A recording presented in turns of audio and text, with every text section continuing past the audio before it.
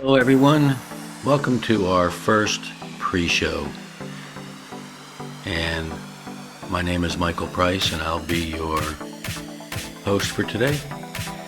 And I want to talk about a couple things. Number one is today's presentation will be all about the deadline which comes tomorrow for getting your UEI. And we had some last minute info came in, so I had to redo the slides.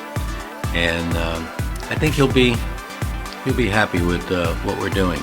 And if you hang around till 2:30, you can find out what's going to happen if you don't convert your Ma Bell copper lines to voice over IP. You'll be without phone service, emergency services, elevator, fax, everything that used regular copper lines will die on August 2nd. So that'll be a very interesting presentation.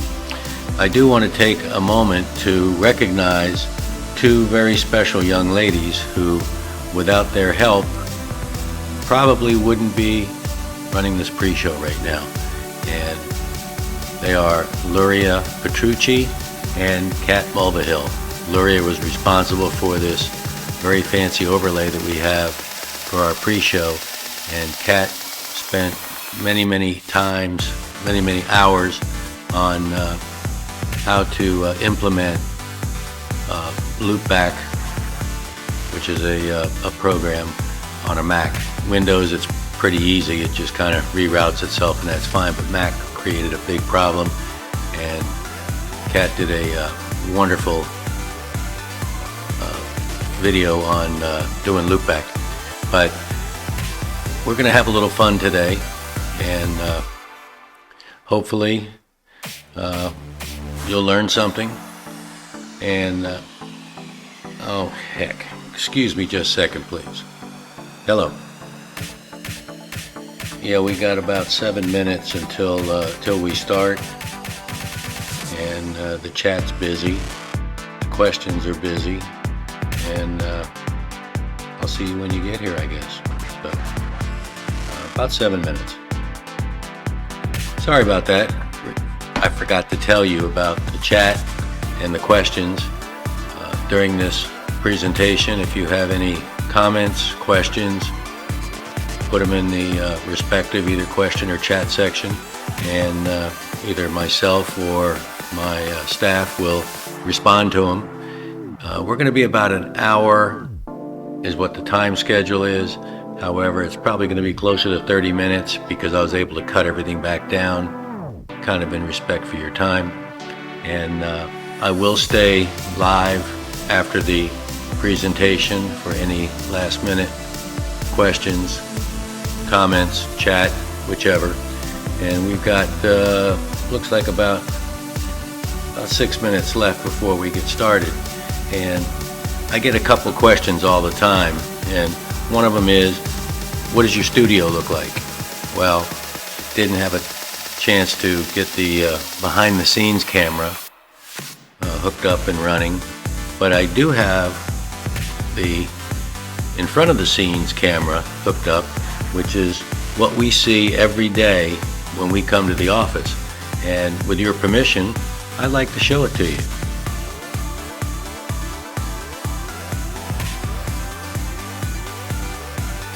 This is what we have to look at every single morning when we come in. Beautiful, sunny Venice, Florida. And those of you who are jealous, your jealousy is duly noted. And no, we don't have Airbnb, so don't even think about trying to come and stay at the estate, if you will. So let's get back to where we were. I will leave that on, what the heck, just to rub it in, if you will. But anyway, the presentation I think we'll find is very informative. There is a lot of text on it, and unfortunately it's just the way it had to be because there's so much information.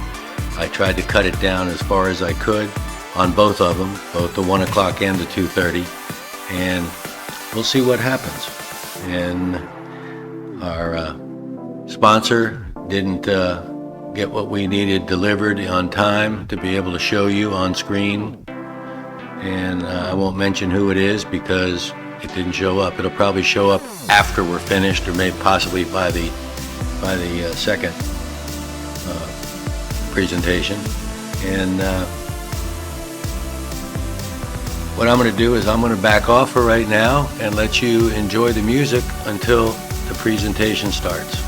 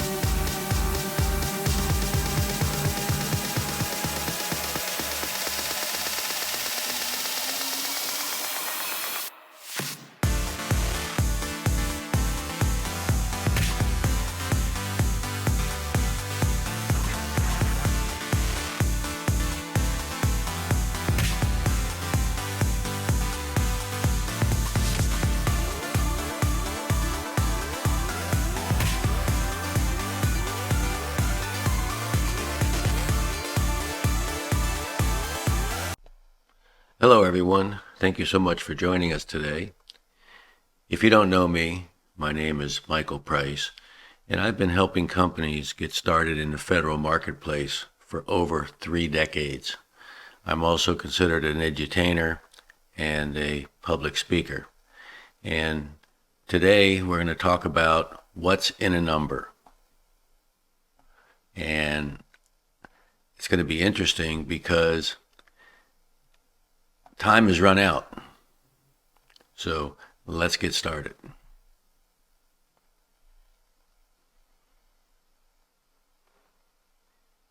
Today's agenda. And for the record, I booked an hour for this presentation, but because of the amount of text and new information that came in about 2 hours ago, I had to cut everything back down. So it'll probably last about 30 minutes, but the chat is going to stay live for the full hour, as well as comments and any concerns, questions, anything like that that you have. Please feel free to post them in the chat or question section. Let's move on. As we know, GSA is rolling out the new UEI, Unique Entity Identifier, and that's going to be done on April 4th. That's the good news. Kind of, sort of, maybe, but the bad news is that if you don't finish your registration by 8 o'clock tomorrow, there's a whole different procedure to get your UEI starting on Monday. I have no idea what that is yet.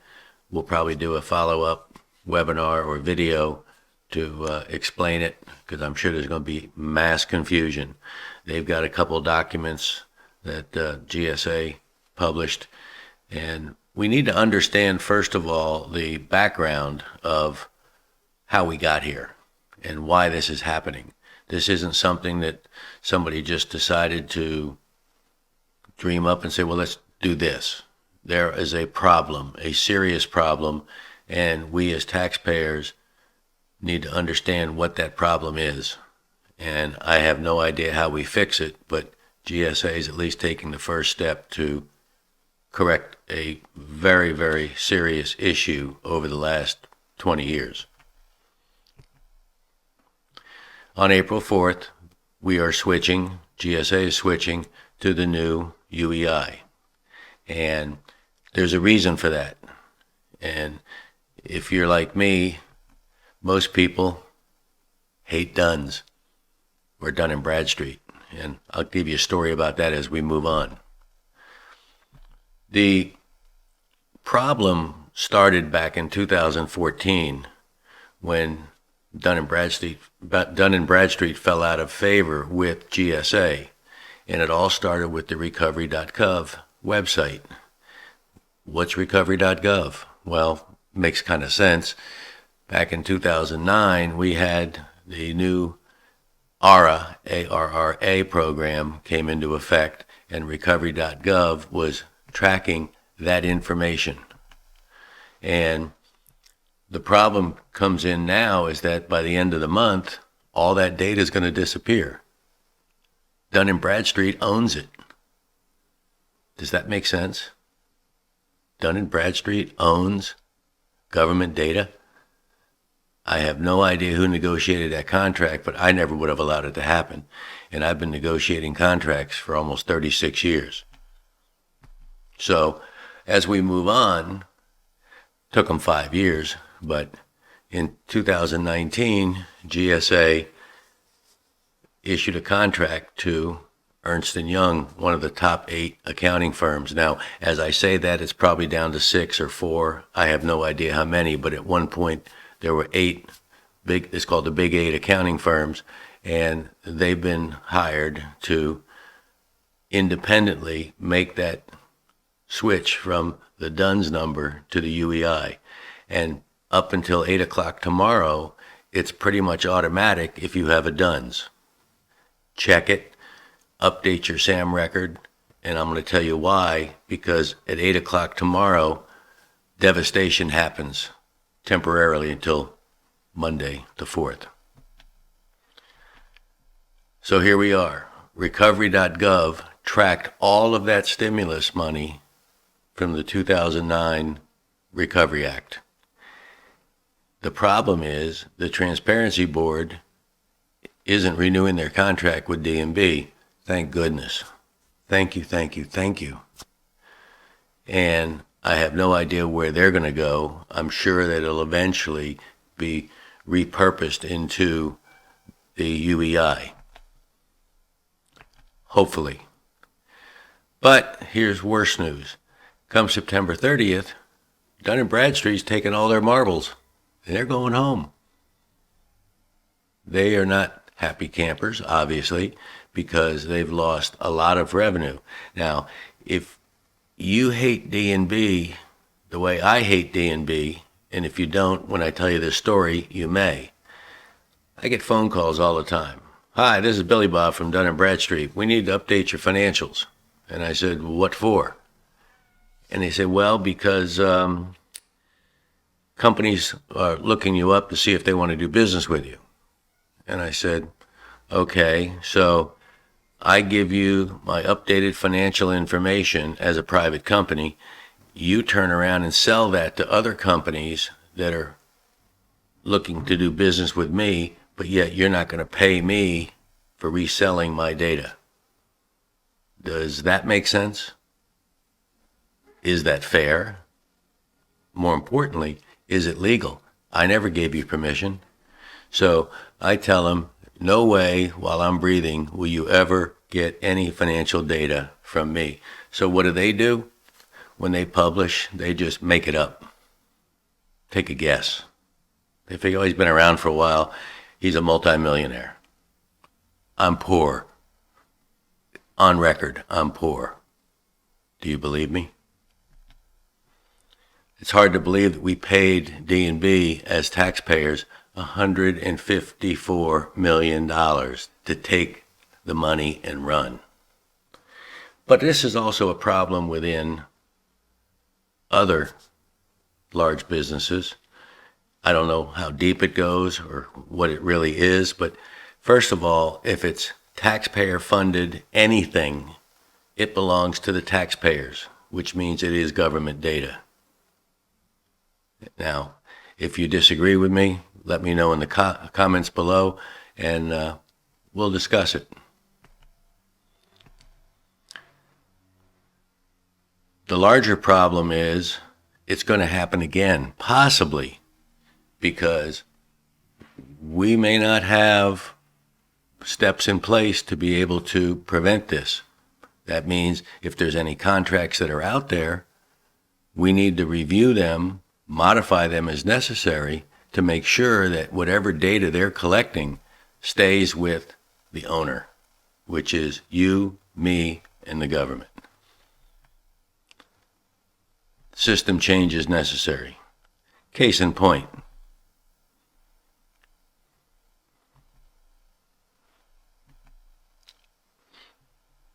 Where's the $800 billion? Do you know where it is? It's not in my bank account. It will disappear at the end of the year. Now, the end of the year, remember, when we're talking end of year, we're talking September 30th as regards to government fiscal year. That information is going to be gone. There are still ARRA contracts and stimulus payments being made, but we have no way of tracking it.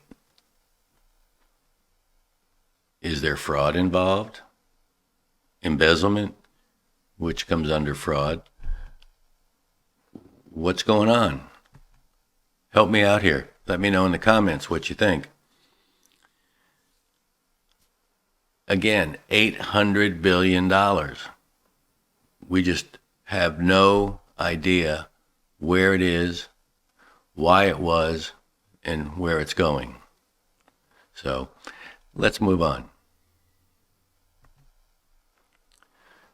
Bottom line is, no numbers, no way to track the money. Reminds me of an old movie, probably 10 years ago, I'm guessing. No Country for Old Men. If any of you have ever seen it, watch it again. But if you haven't seen it or you're going to rewatch it, follow the money. If you follow the money in that movie, you'll get it. If you didn't follow the movie when you saw it, follow the money when you saw it the first time, you're going to say, what happened? Who did what to who? Follow the money. And that's what we have to do here. We have to follow the money. So what's the answer? Anybody have an idea? Let me know.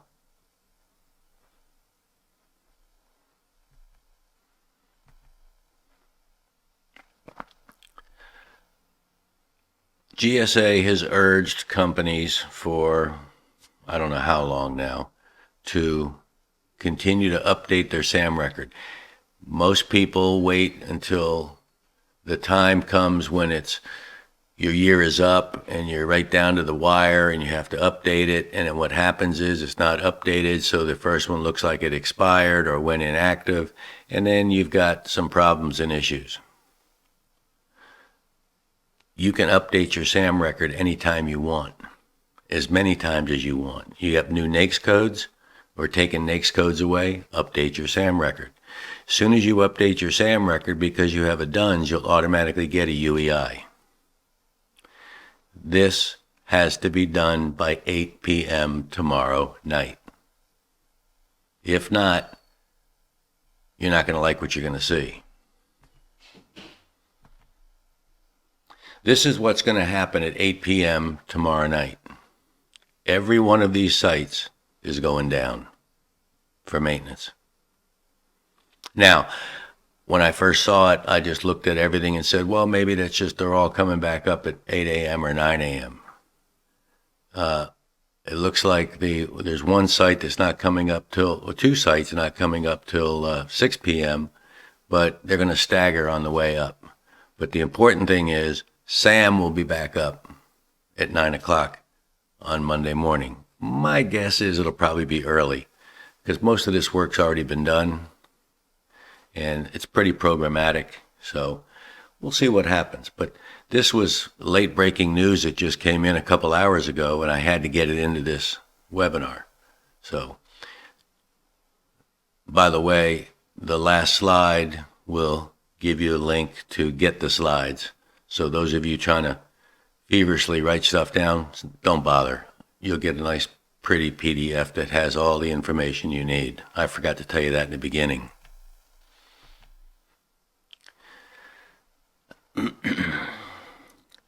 The good news is 2.5 million companies of the almost 800,000 government contractors registered in SAM, which is the main reason you got here, because we only email to the SAM folks, nobody else.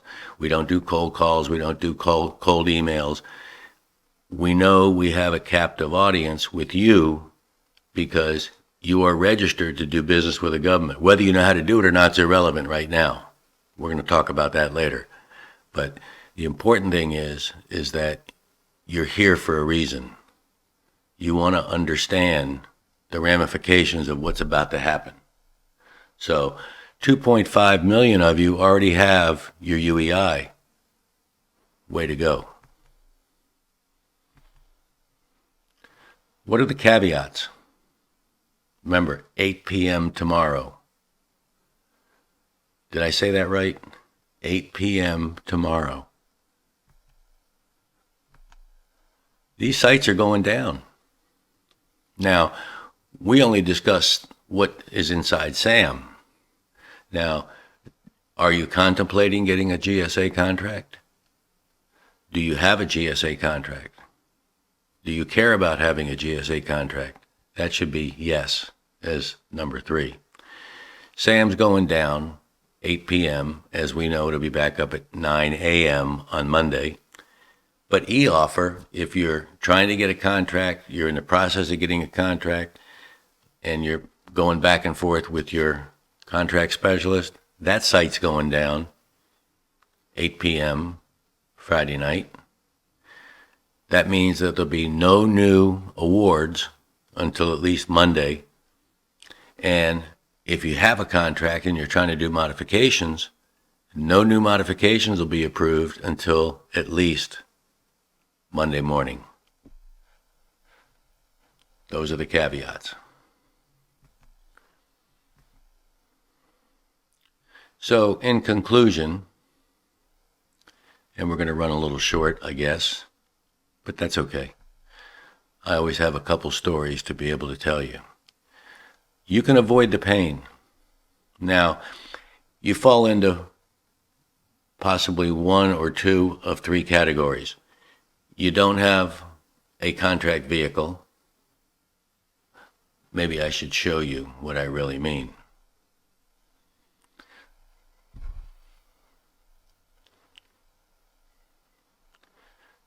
Do you have a contract now? Yes? Good job. If not, why? How are you doing business with the government? People just believe that getting registered on SAM, that's all you need to do. They're going to call you up and say, oh, we saw your beautiful website and we saw your capability statement and we just absolutely want to do business with you. But you don't have a contract vehicle. Do you accept credit cards? Think about it. If not, did you know that it's required? Did you also realize that of the 800,000 companies that are registered in SAM, 66% do not accept credit cards? You can't do business with the government unless you accept credit cards. That's not true. Billy Bob told me that I can do that and I can do this and I can do whatever I want. No, you can't. Okay? You must accept credit cards up to the threshold, the minimum threshold of $25,000. Now, quick story. I had a client a number of years ago that didn't accept credit cards, and we're working towards his award, and we have a link on the bottom right of our website with charge.com, who is a government contractor friendly processor. Get approved that quick. And we sent him over. He did the application. Took him a day and a half. We'll call it 2 days, with a day and a half. And he got his merchant account. He got his award. He had an order waiting. $7 million was his first order. They put it on a credit card. He was complaining. I paid thousands of dollars for discount percentage, which was lower than probably some of the other, what I call bandits that are out there. And I said, let me understand this. You got a $7 million order and you got paid before you even processed the order. Yeah. So that cost you money. Yeah. What would have happened if you'd have had to wait 30 days, which are your terms, net 30, to get that $7 million payment? Number one, how much interest did you make on the $7 million as soon as it hit the bank? Probably minimal, but you got money back. $7 million is a lot of interest. I don't care whether it's daily or monthly or yearly. You paid what's called a discount rate, but you got your money. You don't have to go chasing it. And whatever you were doing, I believe it was services at the time, is you still have to pay your people. And if you're waiting on money, you're putting money out, which is costing you money. Bottom line is, when you do the math at the end of the day, it almost came out even. I finally got him to understand that, and he was off to the races. Next subject. Do you have a website? Why not? Government checks this. Anytime you're involved in contract negotiations, the government wants to see what your commercial exposure looks like. But the important thing is that 70% of those of you registered on SAM do not have a website. I talk to people like, yo, Billy Bob, you have a website? Oh, we're working on it. How long have you been working on it? About 3 months. For free, I'll be more than happy to help you set up a website, and I can do it in 10 minutes. That's the good news. The bad news is I'm not a developer. I'm not a coder. But I did my 2 websites. Actually more than that, but I did those 2 websites. They're not the greatest looking in the world because they're old and dated, but it was kind of fun. Took me a weekend to get it everything I wanted, including the frequently asked questions, links to the learning management system, and all that good stuff. But the bottom line is the government checks because 2 reasons. Number 1, it's free advertising. Number 2, it's a good marketing tool. And if you have a website or you're about ready to finish one or wherever you are in that process, make sure somewhere in the bottom is where I usually have it put, you put your capability statement. My what? Your capability statement. It's like the company resume, 1 page. Here's what we do. Here's our NAICS codes. Here's our DUNS number. Here's our UEI. All CAPE statements have to be rewritten now to include the UEI and drop the DUNS. Then what you're going to do, as soon as the system comes back up on April 4th, you're going to go to contract opportunities. And you're going to look for, create your own searches on exactly what the government is buying that you're selling. Now, 2 choices. 1, you can submit bids. You're going to win 1 in 10 maybe. You're not going to be happy. Number 2, and more importantly, you have all the contact information of that buyer right there in front of you. Scrape it. That becomes your new lead base. Here comes the trick. Send an email to the buyer or contract officer, whoever it happens to be. Ask permission. Let me repeat myself. Ask permission to send them your capability statement. Never send it blindly. They'll trash it. You'll never get a response from them. Ask permission, 3rd time I said it, to send them your capability statement.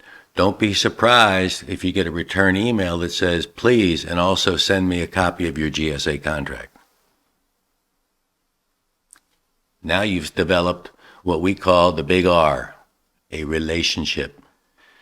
You're absolutely, positively must create relationships with these buyers. You have to tap into the human aspect. If you go on LinkedIn, you'll see a lot of the procurement officials are now on LinkedIn. Link them. Join their network, have them join your network, whichever you want to do, and move on from there. Hopefully, I made my point. Let's move on. Why not book a 15-minute free, no obligation consultation? I'll make myself available. You have questions, concerns, problems, issues, need help with something, want to figure out how to get into the GSA game? We probably have a solution for you. So that's go to the address on the screen. And by the way, the next slide is your bonus. It's your slides. So when you open your PDF, just go to this page, click on the link, and it'll take you right to the calendar and look for available times that you want to sit down and have a 15-minute, no obligation consultation. I do them all the time. And if you want the slides, Unfortunately, you can't click on that link because you don't have the slides yet. So go to MarketUS.com/1PM and you'll see the graphic, which was slide number 1 in our presentation. Click on it and you'll get the PDF. You have any questions now? Let me know below. It looks like the chat's kind of running wild, but we'll see what happens there. Well, I told you we would probably end early, and we have. So from here, I want to thank you very much for attending. Those of you who signed up, remember, we have another one at 2:30 that talks about what's going to happen if you don't get your POTS lines converted to, it's all going to be voice over IP. So come August 2nd, they're going to shut all that down, and this is what you're going to hear.